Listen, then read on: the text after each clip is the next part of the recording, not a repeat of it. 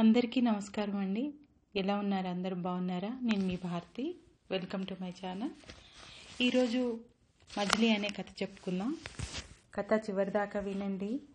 మీకు కనుక నచ్చినట్లయితే సబ్స్క్రైబ్ చేయడం మర్చిపోవద్దు. Thank you. సరోజ హాస్పిటల్లో ఐసీయూ ముందు అభావంగా, నీరసంగా, నిస్తేజంగా కూర్చుంది. అరగంట ముందే డాక్టర్లు చెప్పారు, దగ్గర వాళ్ళుంటే పిలిపించండి, ఛాన్సెస్ ఆర్ వెరీ రిమోట్ అని. దగ్గర వాళ్ళంటే ఇక్కడున్న బంధువులంతా దూరం కిందే లెక్క. ఆయన అన్నదమ్ములు, అక్క చెల్లెళ్ళు, మా అన్నయ్య, వదిన అంతా దూరం కిందే లెక్క. చెప్పకపోతే బాగుండదు కనుక చెప్పాలి, రాకపోతే బాగుండదు కనుక వస్తారు అంతే. తనకి నాకు స్నేహితులు తక్కువే, ఓ 10-15 మంది ఉంటారు. వాళ్ళకి చెప్పాలి. మా అబ్బాయి కోడలు అమెరికాలో ఉన్నారు. వాళ్ళకి హాస్పిటల్లో జాయిన్ చేయగానే చెప్పాను, రేపటికి వచ్చేస్తారు. ఇంకెవరికి చెప్పాలి? నిన్న ఆయన పేరున రిటర్న్ అయిన రిజిస్టర్ లెటర్ గుర్తొచ్చింది. వాళ్ళకి చెప్పాలా వద్దా? చెప్తే ఎలా చెప్పాలి, ఏమని చెప్పాలి? డాక్టర్ చెప్పినప్పటి నుంచి అదే ఆలోచిస్తున్నాను. నా లెటరు నా హ్యాండ్ బ్యాగ్లోనే ఉంది. ఆ లెటర్ రిటర్న్ అవుతుందని కానీ, అది నేను చదువుతానని కానీ ఆయనకు తెలియదు. తెలిస్తే రాసేవాడు కాదేమో.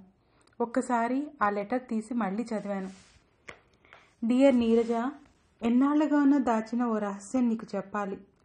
ఎన్నాళ్ల రహస్యం? 15 సంవత్సరాల రహస్యం. అనుకోని పరిస్థితుల్లో నేను నిన్ను పెళ్లి చేసుకున్న నాటి రహస్యం. నేను బిజినెస్ పని మీద ప్రతి నెల విజయవాడ నుంచి మన చెన్నై ఆఫీస్కి వచ్చేవాడిని.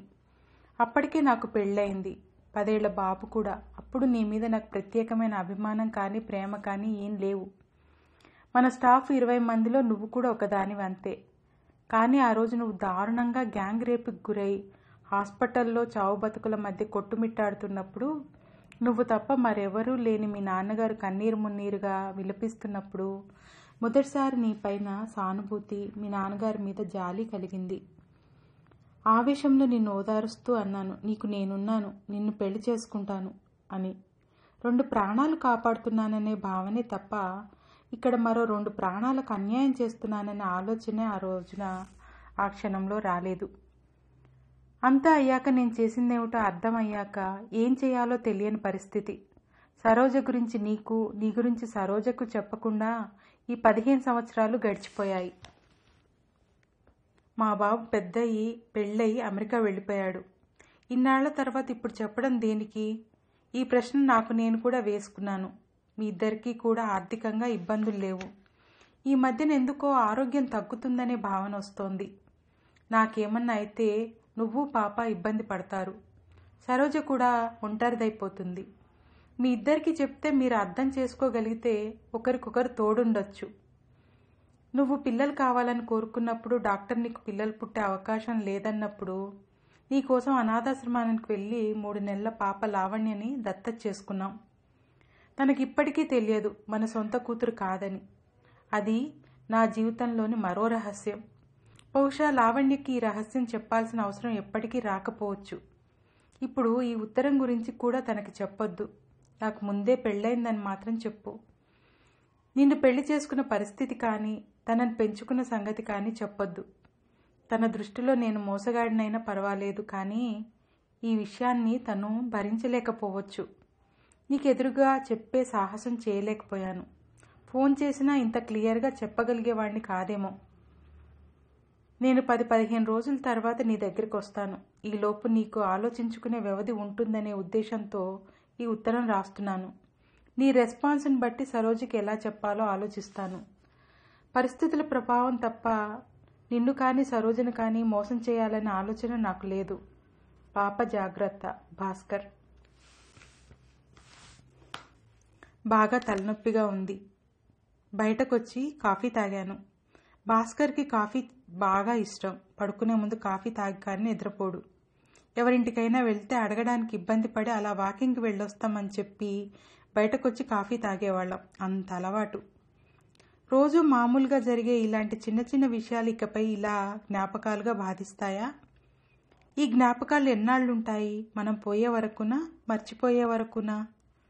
రాత్రి 10 అయింది. ఆమెకు ఫోన్ చేయాలా వద్దా ఏం తెలియటం లేదు. పోనీ రేపు బాబు వచ్చాక మాట్లాడి చేస్తే? ఈ విషయం నేను డిసైడ్ చేసుకోవడమే మంచిది. ఫోన్ చేయకుండా భాస్కర్ సెల్ స్విచ్ ఆఫ్ చేస్తే ఈ విషయం ఆమెకి ఎప్పటికీ తెలియదు. కానీ ఆమె దృష్టిలో భాస్కర్ మోసగాడిగా మిగిలిపోతాడు. చెప్తే మాత్రం మోసగాడు కాదా?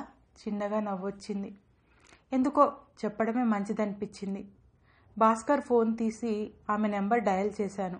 డాడీ? లావణ్య, నేను డాడీ స్నేహితురాల్ని మాట్లాడుతున్నా. డాడీ ఎలా ఉన్నారు? బాగున్నారు. అర్జెంట్ మీటింగ్లో ఉన్నారు. మమ్మీతో మాట్లాడాలి. ఓసారి ఫోన్ ఇస్తావా? అమ్మా, ఎవరో ఆంటీ నీతో మాట్లాడతారట. హలో నీరజ గారు, నమస్తే. ఒకసారి లావణ్య దగ్గర నుంచి బయటకు వస్తారా? మీతో కొంచెం మాట్లాడాలి. లావణ్య చదువుకుంటూ ఉండు, ఇప్పుడే వస్తాను. ఫోన్లో మాటలు వినిపిస్తున్నాయి. ఓ నిమిషం తర్వాత, హలో, ఎవరు మీరు? ఎక్కడి నుంచి మాట్లాడుతున్నారు? నాతో ఏం మాట్లాడాలి? మీరు అన్ని ప్రశ్నలు ఒకేసారి వేస్తే సమాధానం చెప్పడం కష్టం. నేను వాట్సాప్లో ఒక లెటర్ పంపిస్తాను, చదవండి. ఇక్కడ కూర్చునే చదవండి. ఓ గంట తర్వాత కాల్ చేస్తాను, అప్పుడు మాట్లాడుకుందాం. భాస్కర్ రాసిన లెటరు వాట్సాప్లో పంపించాను. కాలం మెల్లగా కదులుతోంది. హాస్పిటల్ నిశ్శబ్దంగా ఉంది. ఉదయం నుంచి ఏమీ తినకపోవడం, హాస్పిటల్ వాతావరణం, అదో రకమైన ఆ వాసన కడుపులో తిప్పుతున్నట్టుగా ఉంది. ఆ నిశ్శబ్దం భయంకరంగా ఉంది. పేషెంట్ భాస్కర్ తాలూకు ఎవరన్నారు. లోపలికి వెళ్ళాను. భాస్కర్ పడుకునే ఉన్నాడు. ఎవరో స్పెషలిస్ట్ వచ్చారు. సోడియం లెవెల్స్ బాగా పడిపోయాయి. ఆయన మాటలు పూర్తిగా విననే లేదు.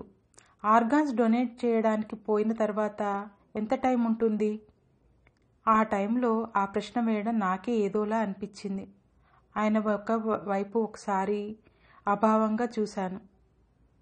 నాతో ఏం మాట్లాడలేదు. నర్సుకి ఏదో చెప్పి వెళ్ళిపోయాడు. ఐసీయూలోంచి బయటకు వచ్చాను. నీరజకి ఫోన్ చేశాను. చిన్నగా ఏడుపు వినిపిస్తోంది. నీరజ, ఈ విషయం మనిద్దరికి ఎవరికీ చెప్పొద్దు. భాస్కర్ని అందరి ముందు మోసగాడిగా, దోషిగా నిలబెట్టడం అవసరమా? సాధారణంగా మనుషులు బలహీన క్షణంలో ఇలాంటి పొరపాట్లు చేస్తారు. కానీ భాస్కర్ బలమైన క్షణంలో ఈ పొరపాటు చేశాడు. ఇది మన ఇద్దరి మధ్యనే ఉంచేద్దాం. తప్పదు కనుక లావణ్యకి చెప్పు. చెప్పాలి కనుక మా అబ్బాయికి చెప్తాను. వెంటనే బయలుదేరి వచ్చేయి లావణ్యని తీసుకుని. నువ్వు వచ్చే వరకు వెంటిలేటర్ ఉంచేలా చూస్తాను. ఫోన్ పెట్టేశాను. నాకింతలా మాట్లాడే ధైర్యం ఎలా వచ్చింది? బహుశా పరిస్థితులు ఈ ధైర్యాన్ని కల్పిస్తాయేమో. అంతేకాదు, ఇంత తక్కువ సమయంలో అసలు పరిచయం లేని నీరజని మీరు నుంచి నువ్వు అనే చనువు తీసుకోవడం ఆశ్చర్యంగా అనిపించింది. తెల్లవారుజాము 4 అయింది. అమెరికా నుంచి అబ్బాయి, కోడలు వచ్చారు. భాస్కర్ పోయిన సంగతి డాక్టర్ డిక్లేర్ చేశారు. సరోజ, రావాల్సిన వాళ్ళంతా వచ్చేశారు. మిగిలిన కార్యక్రమాలు మొదలెడదాం, బంధువుల్లో ఓ పెద్దాయన అన్నారు. ఎంత విచిత్రం! మనిషిలోంచి గాలిపోతే ఆ శరీరం నిమిషానికి ఎంత బరువైపోతుంది. లేదండి, ఇంకో ముఖ్యమైన వ్యక్తి రావాలి. నీరజ అని నా క్లోజ్ ఫ్రెండ్, మా ఫ్యామిలీ ఫ్రెండ్. ఆమె వచ్చే వరకు వెయిట్ చేద్దాం. 9 గంటలకి నీరజ, లావణ్య వచ్చారు. భర్త శవం పక్కన కూర్చుని తనివి తీరా ఏడ్చే అవకాశం లేని నీరజ, డాడీ అంటూ బోర్న విలిపించే అవకాశం లేని లావణ్య. ఆ పరిస్థితుల్లో వాళ్ళిద్దరిని చూస్తే జాలేసింది. 10 రోజుల్లో కార్యక్రమాలన్నీ పూర్తయ్యాయి. అబ్బాయికి, కోడలికి విషయం చెప్పాను. బంధువులంతా వెళ్ళిపోయారు. నేను, అబ్బాయి, కోడలు, నీరజ, లావణ్య ఉన్నాం. అమ్మా, మేము రేపు బయలుదేరుతాం. నువ్వు కూడా వచ్చి కొన్నాళ్ళు మా దగ్గర ఉండొచ్చు కదా? లేదురా, ఇక్కడ ఇంకో అమ్మ, చెల్లి ఉన్నారు కదా, ముగ్గురం ఉంటాం. నీరజ కళ్ళల్లో కృతజ్ఞత. నీరజ, ఆయన చివరి కోరిక తీర్చడం లాంటి సెంటిమెంట్ ఏం కాదు, కానీ ఒక్కరం ఉండడం కన్నా ఇద్దరం కలిసి ఉంటే బాగుంటుందని నాకు అనిపిస్తోంది. నీకు వీలవుతుందంటే నువ్వు, లావణ్య ఇక్కడికి వచ్చేయండి. నీకు కుదరదంటే ఇక్కడవన్నీ సెటిల్ చేసుకుని నేను వచ్చేస్తాను అక్కడికి. మర్నాడు ఉదయం ఫ్లైట్కి అబ్బాయి, కోడలు వెళ్ళిపోయారు అమెరికా. అక్కడికి చేరాక ఫోన్ చేయండి. ఓ గంట తర్వాత నీరజ, లావణ్య చెన్నైకి బయలుదేరారు. అక్కడికి చేరాక ఫోన్ చేయండి. వాళ్ళిద్దరు ఫోన్ కోసం ఎదురు చూస్తూ ఉన్నాను. జీవితంలో మరో అధ్యాయం మొదలు కాబోతుంది. దేవుడు ఎలా రాస్తాడో చూడాలి. ఇదండి మజిలీ అనే స్టోరీ. మీకు నచ్చింది అనుకుంటాను. జీవితంలో ఎప్పుడు ఏమి ఎలా జరుగుతాయో తెలియదు కదా. మనం మోసం చెయ్యాలి అనుకున్నానే మోసపోతూ ఉంటాం, మోసం చేస్తూ ఉంటాం. అలాంటిదే ఈ స్టోరీ. మీకు నచ్చితే సబ్స్క్రైబ్ చేయండి.